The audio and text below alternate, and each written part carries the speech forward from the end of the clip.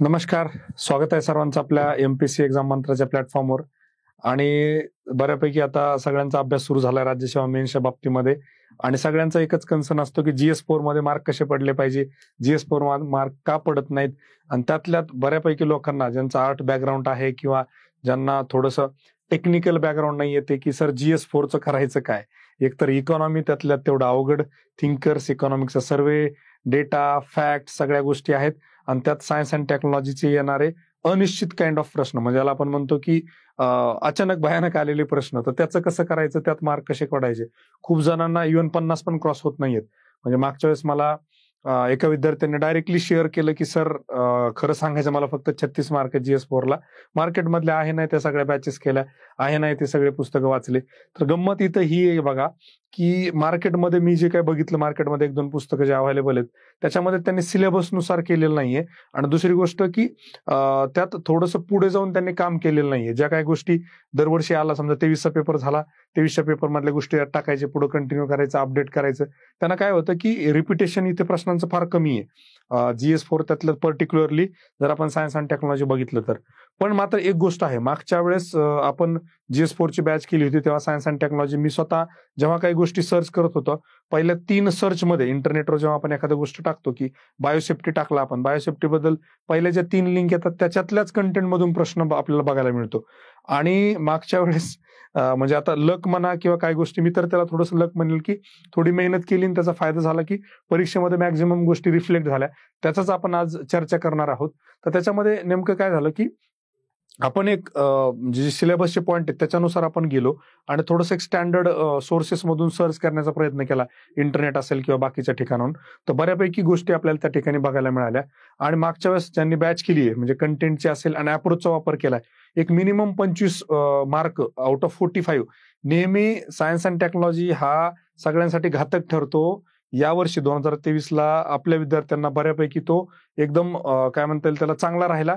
कारण 45 मधले 25 मार्क्स बऱ्यापैकी विद्यार्थ्यांना मिळाले. आणि अजून एक आश्चर्याची गोष्ट की 2 विद्यार्थी असे त्यांना 32 मार्क, म्हणजे 45 पैकी 32 मार्क त्या ठिकाणी फक्त सायन्स अँड टेक्नॉलॉजी सेक्शन मध्ये पडलेले आहेत. आणि त्याला एक महत्वाचं कारण हे होतं की बरेचसे प्रश्न आपल्या GS4च्या ज्या नोट्स होत्या किंवा जे आपले लेक्चर्स होते, 18 लेक्चर आपण नुसते सायन्स अँड टेक्नॉलॉजी घेतले होते, त्यातून बऱ्यापैकी रिफ्लेक्ट होताना आपल्याला दिसतात. आणि तेच आता आपण पुढे बघूया की कशा पद्धतीनं प्रश्न. आणि त्यात विशेष म्हणजे काय की अवघड प्रश्न, आपण सोपे प्रश्न तर सगळीकडेच मिळतात, पण आपण विचार करतोय अवघड प्रश्नांचा. आता हा जर प्रश्न आपण घेतला की काय प्रश्न विचारला होता की yellow fever virus, Zika virus, फ्लाविडा व्हायरस आणि Ebola virus are included in the list of micro organisms by department of biotechnology. कुठल्या रिस्क मध्ये डायरेक्टली आपल्या इथे दिलं होतं आपण diagram, biosafety level, Ebola, smallpox level 4. Directly उत्तर काय करायचं होतं, 4ला टिक करायचं होतं, पुढे जायचं होतं. म्हणजे असे अवघड प्रश्न पण आपल्या सोर्सेस मधून किंवा नोट्स मधून आल्यामुळं खूप लोकांचा कॉन्फिडन्स ऑलरेडी परीक्षेत वाढला होता हे प्रश्न सोडवताना. आणि त्याचाच फायदा दुसऱ्या प्रश्नांसाठी पण त्यांना झालेला आपल्याला बघायला मिळतो. हे एक फक्त एक्झाम्पल आहे. असेच आपण जर बघितले तर वेगळे बघा, इथे पण दिलेलं होतं बायोसेफ्टी, इथं इबोला दिलेलंच होतं, इथून पण येत होतं. पण डायग्राम मला वाटतं खूप जास्त इफेक्टिव्ह आहे. आणि तुम्ही जर बघितलं असेल बघा, इथं पण आपण त्या गोष्टी, इथे जर तुम्ही बघितलं नाही बघा, इबोला वगैरे दिलेलं आहे, स्मॉल पॉक्स पण दिलेलं आहे. तर आपण मॅक्झिमम ठिकाणी म्हणजे इव्हन P2P मध्ये पण बघितलं, कलरफुल डायग्राम्स, पिक्टोरियल्स. करंट अफेअर्स मध्ये मी कालच युट्यूबला व्हिडिओ अपलोड केला होता. करंट अफेअर्स मध्ये आपण खूप चांगल्या पद्धतीनं पिक्टोरियल्स की एक मेमरी वाढेल, लक्षात राहील या अर्थानं आपण ते करतो. आणि AI ठिकाणी आपल्याला असंच बघायला मिळेल की आणि अजून एक दुसरा एक प्रश्न की ज्यांचं टेक्निकल बॅकग्राऊंड नाहीये, त्यातल्या नॉन मेडिकल जे आहेत त्यांसाठी तर हा एकदमच अचानक भयानक प्रश्न होता. ही काय भानगड आहे की काय प्रश्न होता, the first humanized made in India CAR T cell therapy is a dash dash targeted product that will put India on a global advanced cell and gene therapy map.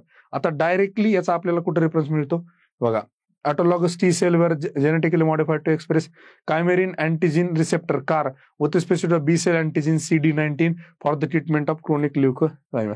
म्हणजे तुम्हाला डायरेक्टली इथं काय बघायला मिळतं की CD19 जो आहे तर तो अवघड प्रश्न आपल्याला या ठिकाणी कव्हर होताना बघायला मिळतो. हे कॅन्सर जी ट्रीटमेंट असते त्याच्यामध्ये, तर ती आहे टी सेल, जी टी सेल ही आहे CAR T सेल थेरपी जी आहे, जे आपण इंडियानं बऱ्यापैकी गोष्टी केल्यात. हा ग्लिओब्लास्टोमा पण एक कॅन्सरचाच प्रकार आहे. तर तुम्हाला डायरेक्टली इथं CD19 या उत्तरापर्यंत घेऊन जातं किंवा ते उत्तर आपलं त्या ठिकाणी बरोबर येतं.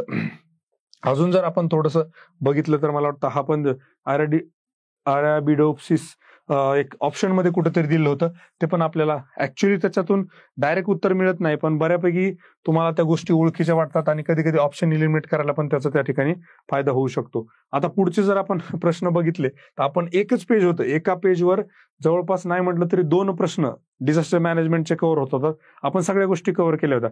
आता इथे जर आपण बघितलं ना तर ह्या आपत्ती दिलेली होती आणि महिना आणि वर्ष विचारलेलं होतं.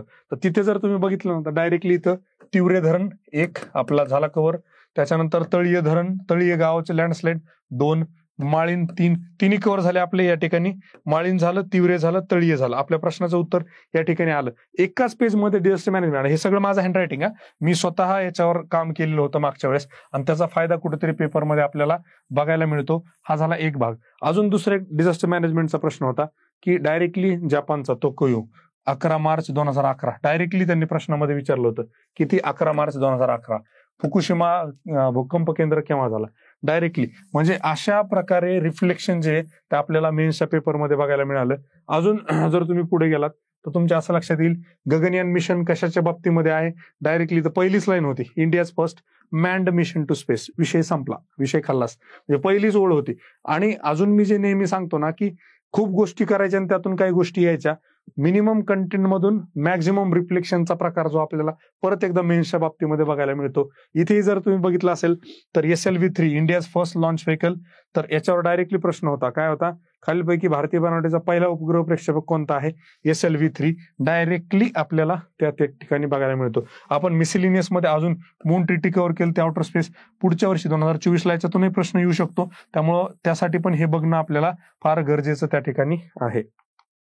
पुढे बघा, आता तुम्ही जर खरं तर हा प्रश्न खूपच सोपा होता त्या मानानं की हा सगळीकडूनच कव्हर होतो की मोनोझाईटची सँड आहे ते कुठे सापडते, याच्याबद्दल आपण जास्त डिस्कस करायला नको. का SLV-3च्या बाबतीमध्ये आपण जर बघितलं तर तो आपल्याला परत एकदा बघायला मिळू शकतो. आता इथे सगळ्यात महत्वाचा विषय होता बघा, which of the following statements are correct? Radiation process food is always harmful.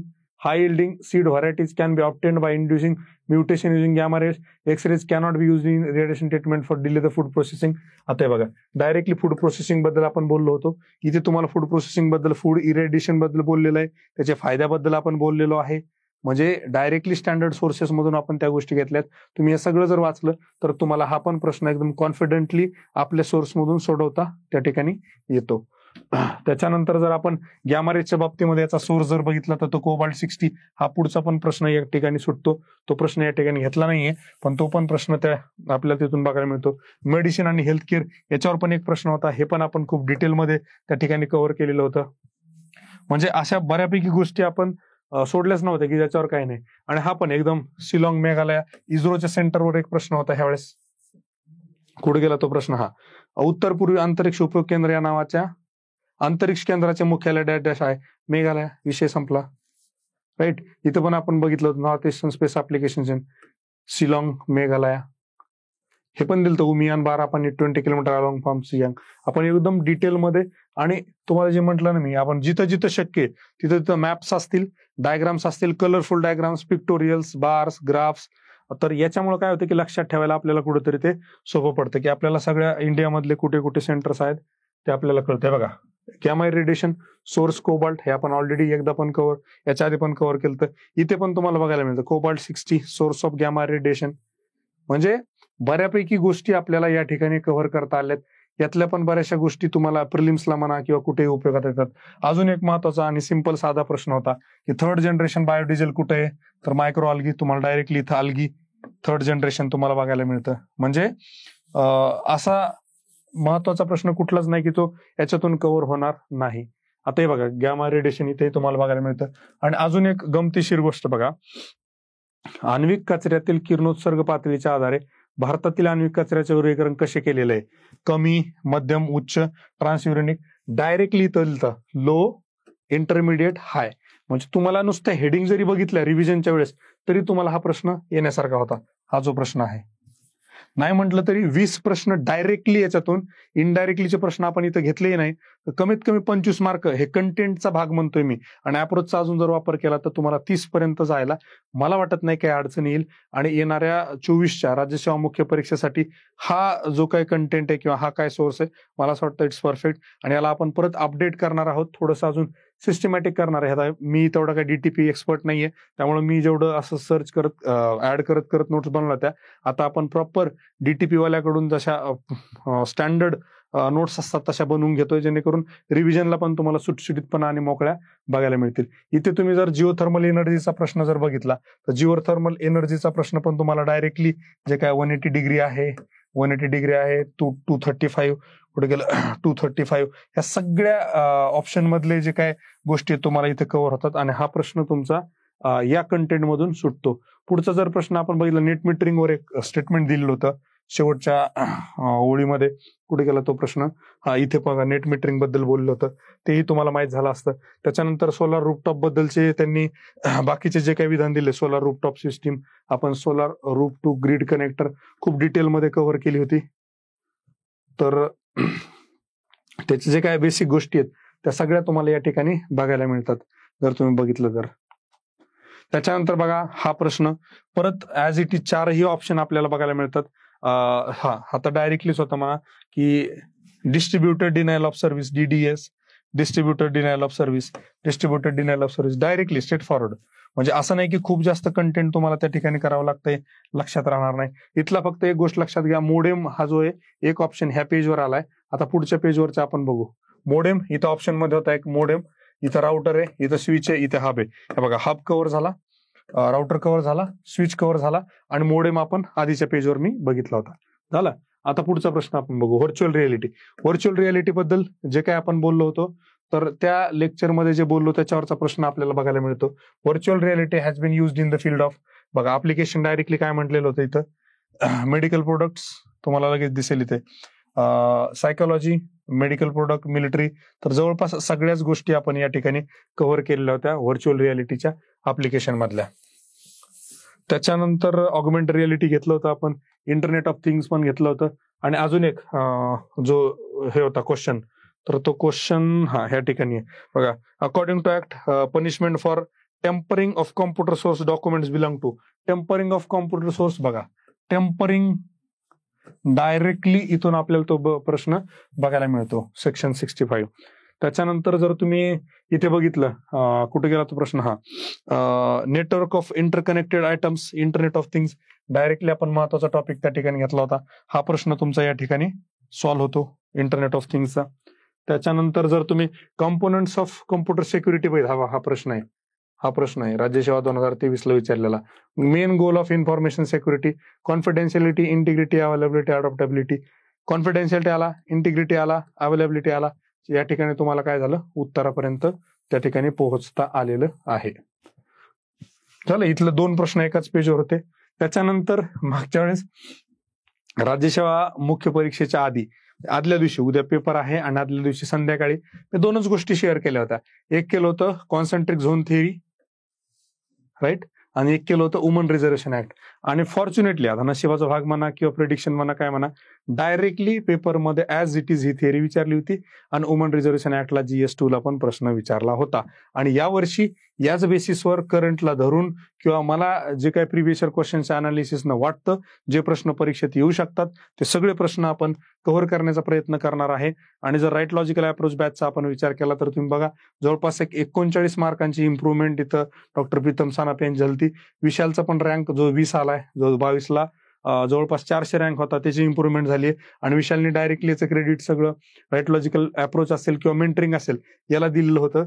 आणि फॉर्च्युनेटली अजून चांगली गोष्ट काय की 2023च्या निकालांमध्ये जवळपास 9 आउट ऑफ 10 पहिले 10 रँक मधले 9 जण they are associated with MPSC exam मंत्र, काही इंटरव्ह्यूच्या बाबतीत असेल किंवा प्रीतम सारखं काही बॅचच्या माध्यमातून असतील किंवा इतर कुठल्या इंटरव्ह्यू ग्रुपच्या माध्यमातून असतील, आपल्याशी कनेक्टेड आहेत.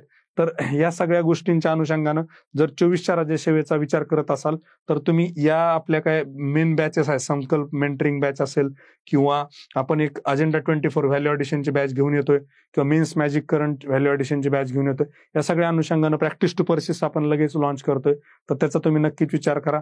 आणि परीक्षेला सामोरं जाताना थोड्या थोड्या गोष्टींचं लक्ष घ्या, जे मी नेहमी सांगतो की मिनिमम कंटेंट ठेवा, महत्वाचं कंटेंट ठेवा, त्याला मॅक्झिमम रिवाइज करा, त्यातून मॅक्झिमम आउटपुट काढण्याचा प्रयत्न करा आणि शक्य तिथे अप्रोचचा वापर करा.